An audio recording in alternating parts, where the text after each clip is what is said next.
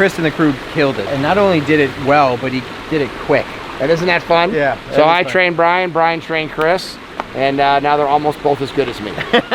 This just is tucked in here. You got the canopy, you got this nice Japanese maple. Yep. Creates a really unique environment. And then right around the corner, that's where they have all those big events. They have weddings and they have all types of neat events. And speaking of weddings, you know who got married right here? I don't. Who? My mom. Oh my gosh. Yeah, this is where my mom got married in 2005.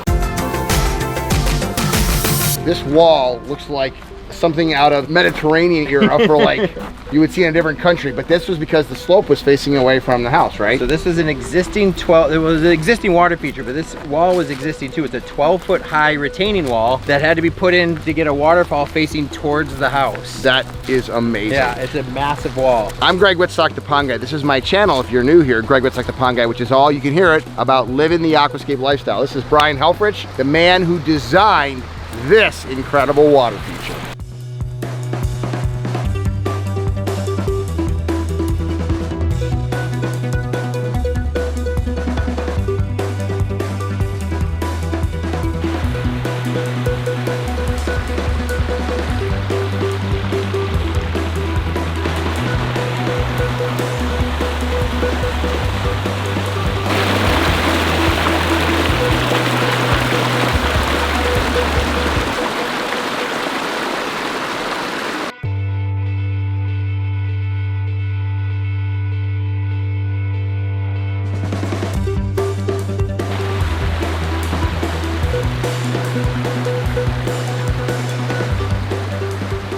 This is actually a rebuild, right? It was a rebuild. They had a water feature and it leaked. And what happens too many times than not is you get these leaky water features, and it was a big one, and we kept putting Band-Aid after Band-Aid after Band-Aid. So we didn't build it. We didn't build the original one. We just came in after the fact. Yep. And then 2 years ago, they said, let's just fix it. Band-Aids are just that. They're never a solution to the problem.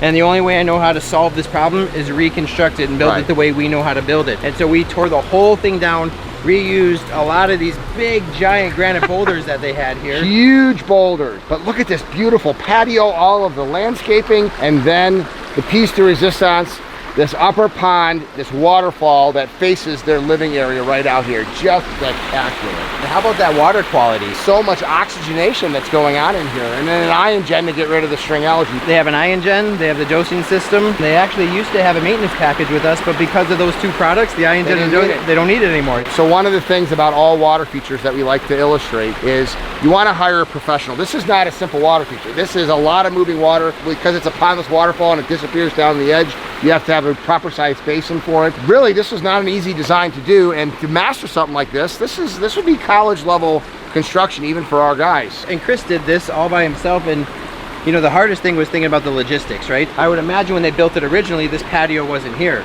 Right. This stuff wasn't here, furniture wasn't here. Well, so now it is. Yeah, and so all of this stuff was here, and there's no way we were ripping all of this up. So all the machine work had to come in through the existing stream. So we had to tear apart everything down in the bottom, work this giant machine up here, and then start at the top and work backwards, which is way harder to build than starting from the bottom and working your way back up. It's always easier and less expensive to do something right the first time. So much of our work comes from rebuilding water features, but they didn't know. They had a guy that said he can do a water feature. This is why we have the certified aquascape counter program. This is why we say not all ponds are created equal, because every water feature is a unique work of art, one-of-a-kind custom creation, but every one of them requires different skill sets to do it, which is why we have a certification program. I think why I still, after so many years, love my job is because every single one is so unique. Yep. We don't get too many opportunities to spread a waterfall like this out. I mean, look at how wide that is compared to our typical. And listen to that sound. Imagine what this patio would be like without the water feature there. It would be dead. This brings life. Yeah. This literally brings life.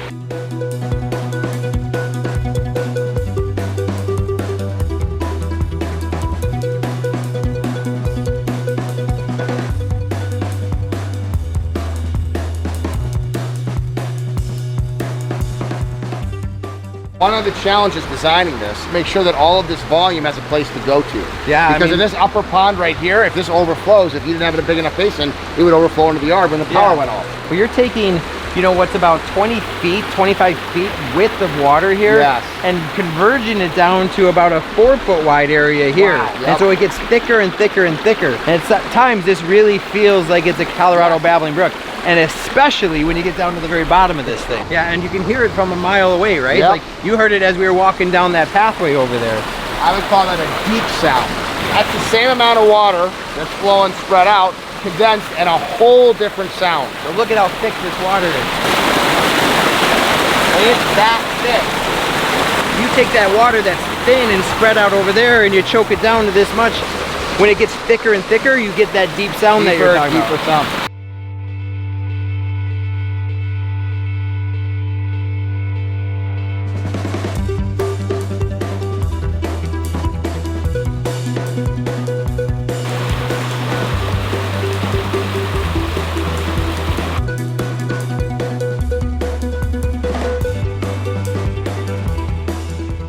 How many tons of stones do you? I bet you we've got 80, 100 tons of stone. Well, there's a few granite boulders in here that are pushing 5,000 pounds. You can imagine the size machine that had to come in through here to set those. Our little mini backhoe wasn't doing it. If you're gonna have a property of this magnitude, you're gonna need a water feature that equals it, and I think you did a good job here. Well, Chris and the crew killed it. And not only did it well, but he did it quick.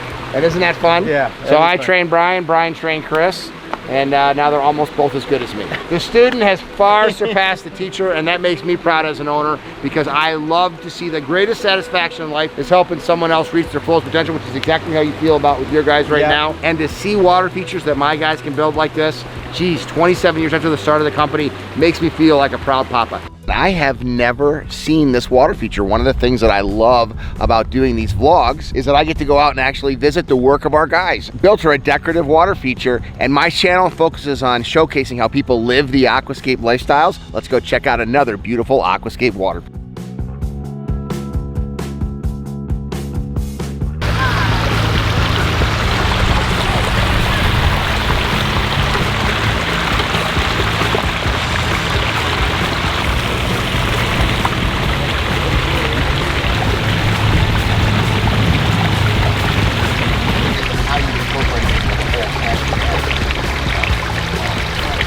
Here it is, right in the front yard. I knew it was a front yard water feature. I didn't know it was a pond. See, I discover these things just like you do on this channel.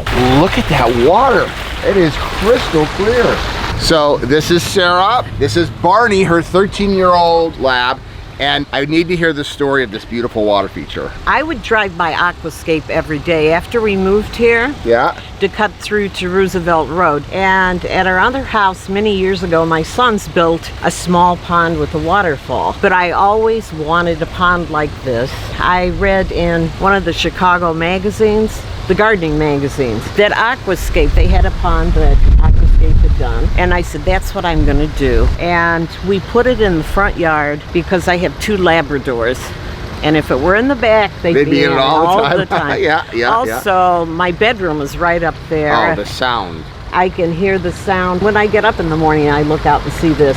So I love it. What do people say that come to your house for the first time? Because everybody that comes up here is going to see this. Oh, they love it. My friends love to sit on the porch and listen to the waterfall.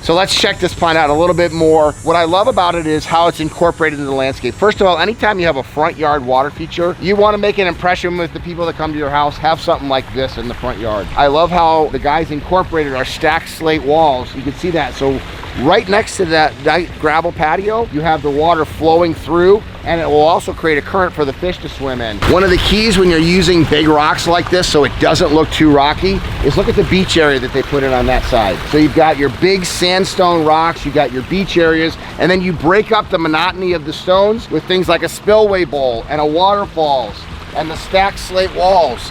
All of these things incorporate to make a water feature look more natural than just the ring of pearls look that you normally see. All of this landscaping is in its first year. Every year this water feature is going to look nicer and nicer because it's going to mature and grow in with age and fill in. But I love the design. I love front yard water features because it makes a big impact. And this truly is artwork. I am with Ed Ballou, my longest teammate at 25 years. We've been working together for a quarter of a century. Crazy. Century. Quarter of a Century. And we are at a little hidden gem called the Harrington Inn and Spa. And if you're gonna check this out, this is an awesome little water feature that we built. Oh gosh, 15 plus years ago. Check this out.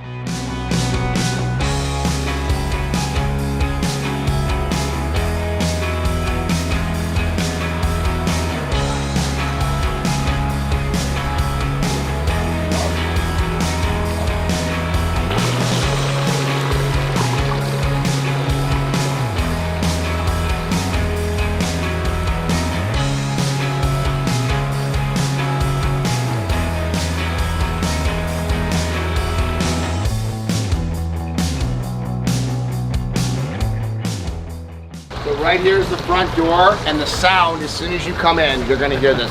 So just a small little biofalls and a little 8x11 pond that we built. Little rocks, this would be a one-day build for our guys. Yep. But it provided enjoyment, and it's this courtyard where it echoes out. It's a busy road that they're off of. And what I love about this is that you could show that you can tuck in a water feature pretty much anywhere. Absolutely, I completely agree. I love this little courtyard space. Got the really cool old historic building, all natural stone.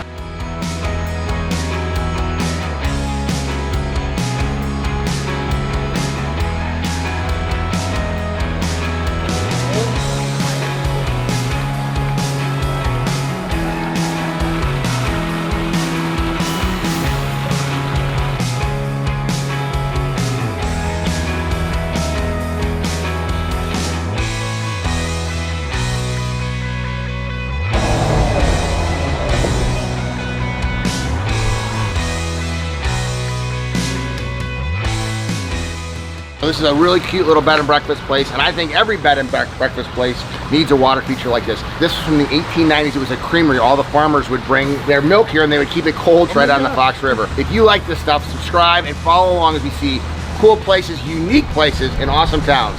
I love my job.